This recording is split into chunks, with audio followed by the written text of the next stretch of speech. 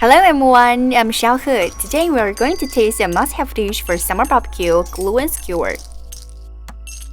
The gluten skewer we are using today are from Jack&King. It is said that these gluten skewers are delicious and healthy. Let's try!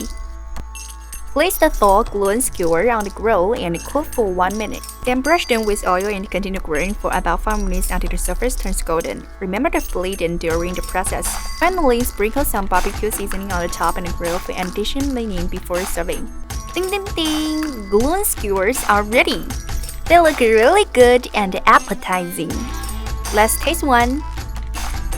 It's a very chewy and firm texture, and the combination of the gluten and the sauce is excellent. It's hard to resist having another one. Jack&King's gluten skewer is made from pure gluten flavor with zero sugar, zero fat, and high protein. The ingredients are simple and clean, and it's delicious and healthy. I highly recommend you to give it a try. That's all. Thank you for watching. See you next time. Jack&King's, a taste of China, anytime, anywhere.